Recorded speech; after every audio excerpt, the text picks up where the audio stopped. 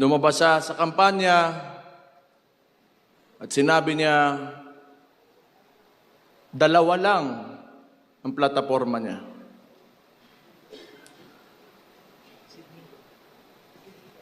Drugs and criminality and corruption.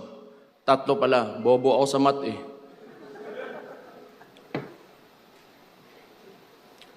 Noong panahon na naging presidente yung tatay ko, hindi ko akalain na babanggain niya talaga yang tatlong pinakamalaking problema ng Pilipinas at nailagay siya ng Pilipino kasi alam nating lahat na yan talaga ang problema ng Pilipino kaya't hindi tayo umaangat. Kaya nailagay siya ng mga Pilipino bilang Pangulo ng Pilipinas. At anong ginawa niya? Inalis niya lahat yon at kung anong sinabi niya sa entablado, talagang ginawa niya. Kaya bumaba siya ang approval rating niya. Kung hindi 90, nasa 80, hindi bababa dyan. Ibig sabihin nun, kamong mga pobre, kanang mga komunidad, kayo mga nasa community, naramdaman nyo ang pagmamahal niya sa bayan niya at sa mga Pilipino.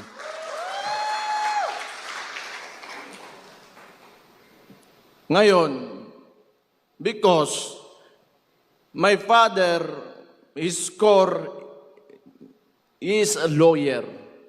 He doesn't want to amend the Constitution, to change the laws or whatever to extend these terms. Because he respects the Constitution. Ngayon, tatanungin ko kayo. Kung kayo pagpipiliin ng panahon na yon, kung kayo lang, hindi galing sa kanya, itutuloy nyo ba yung termino niya? Itong si Marcos,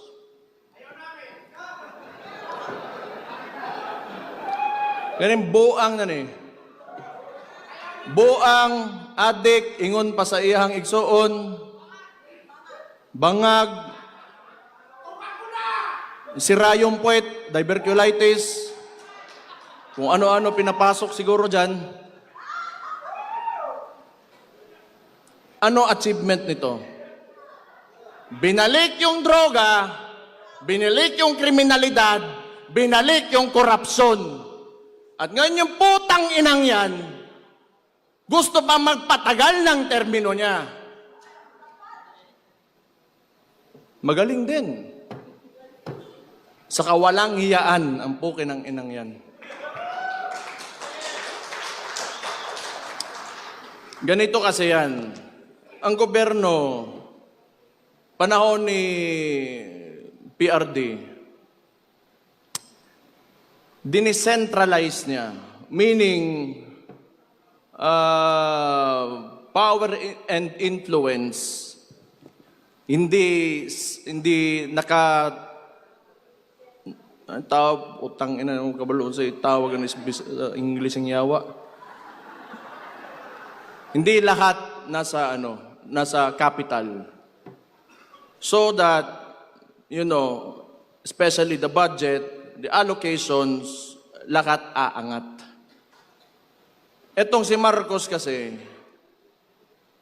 ito yung culture ng politika na galing pa noon sa mga Espanyol. May mga peninsulares, insulares, Indios. And yung mga kolonistang yan, the Spaniards, nung binigay tayo sa mga Amerikano, hanggat sa nagkaroon tayo ng so-called independence, hindi nila inalis ng sistema na yan. Kailangan malayo ang wealth gap sa mga oligarko, pati sa mga maghihirap, so that they can control They have control over everything. They have control over politicians. They have control over the economy. At sila lang mayayaman, wala silang kompetensya. Kasi hanggat sa walang umaangat na Pilipinong pangkaraniwang tao, wala silang kompetensya. And that's what they want to maintain. Unsay gibuhat ni Marcos? Ang ginawa ni Marcos, because PRD opposed this kind of political system, pinadala niya sa Netherlands, putang ina siyang gago sa.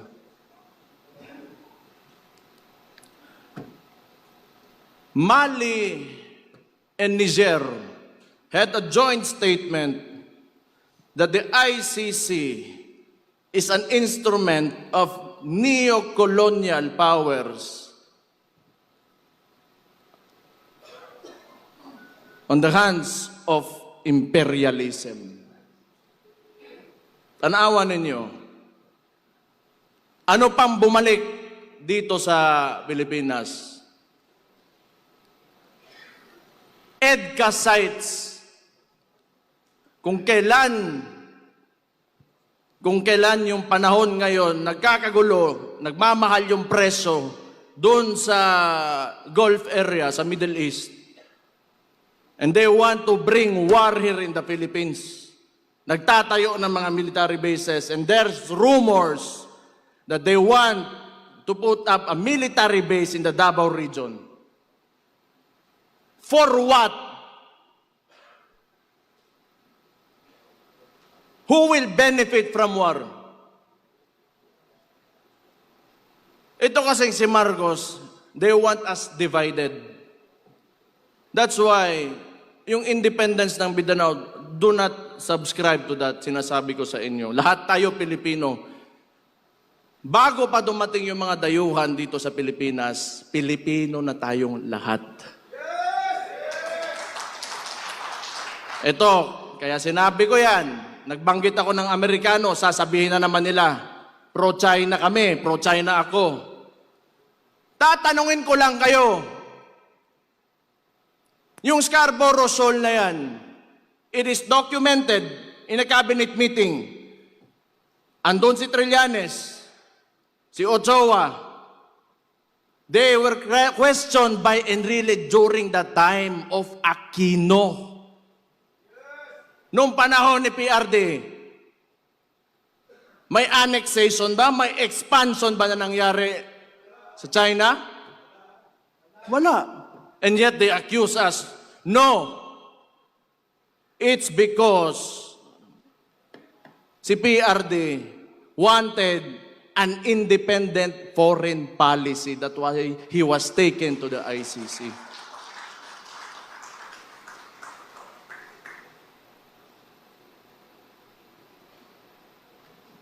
Muli na ta. Ahama mga taga Davao Oriental direbe. Tingog mo. Oy. Del Norte. Barm. Allahu Akbar.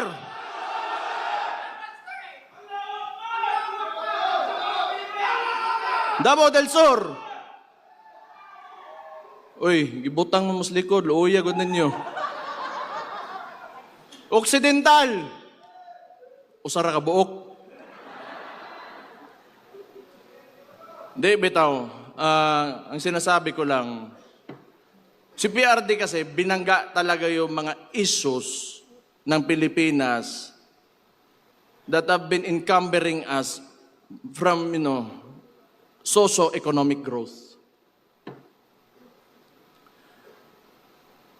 I do not know. Maybe, probably, these oligarchs do not want Filipinos to know. Kasi nga, pag ikaw may negosyo, you do not like competition eh. And when you give everybody a chance, an opportunity to, lift themselves out of poverty, then you get a mind of your own. Tapos magkakaroon, they will speak against you and, criticize. Ayaw nila nun. They will not profit from it. So muna, katong na presidente akong amakan, muna suko kay na sila, galit sila kay PRD kasi siningil yung tax, pagbabayarin sila yung utang nila sa gobyerno. And for what? It's because so that that money can be used for people. Tanawa karon, hospital, PGH used to have 100 million a month.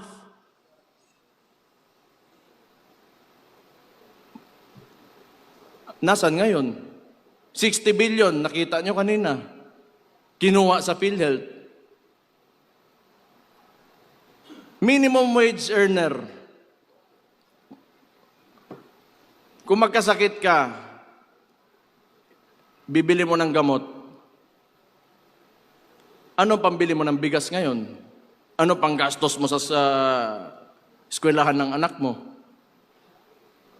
Saan mapupunta ang pobre na Pilipino if the government will not deliver the basic services that they deserve?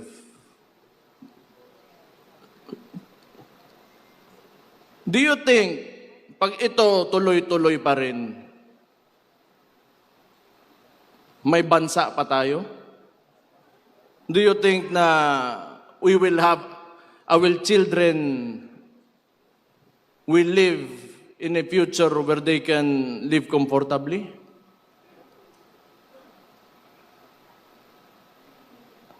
Tungod sa kwarta. Putang ina ng butangan na I hate that so much. It is the root of all evil. Kining mga congressman ba ni yes? Sige. Putang ina ninyong tanan.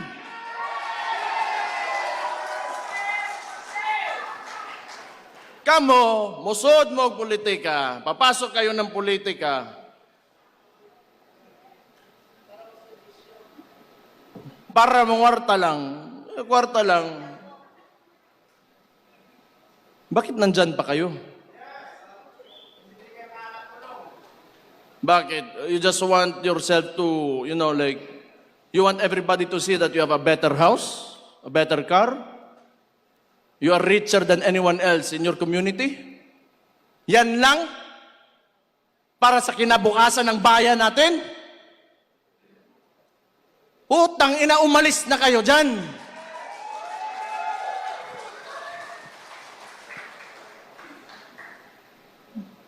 Butang ina ni mga tawhanang yawa, yun.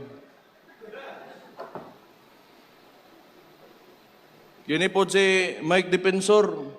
Ako man siguro ipapriso, ani. Pero mauuna yan si Harold Respicio.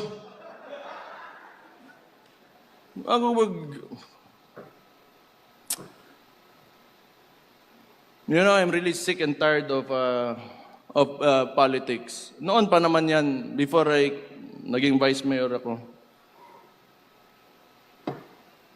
Isa pang binalik ng adik na pangulo na sabi ng kapatid niya, hindi, kailangan ko i-put into para sasabihin naman ni Matibag na, oy, sinabihan mo, adik, ikukulong ka, pusasan ka, pakyo ni mong buhanga ka.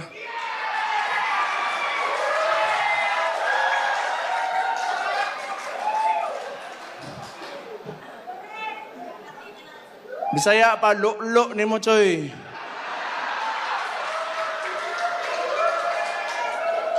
Tama si Mike. This is not even a silent martial law. It is martial law without declaring it formally. Ang dami nang nakukulong, may mga kaso, and for what? Because they opposed, the actions of the administration. Why? Is that so wrong? Kung ikaw, Presidente, that would be good information for you to fix your country. Because it could be right. It could be good for the country. Bakit ayaw mo ng oposisyon? Bakit ayaw mo na pagsabihan ka kung ano yung nangyayari sa lugar mo? Kasi baka kasama ka talaga sa nakaw. At ano sinabi? Hindi naman tayo magtataka. Lumabas na nga si Martin Romualdez. That was actually an admission that there are anomalies in the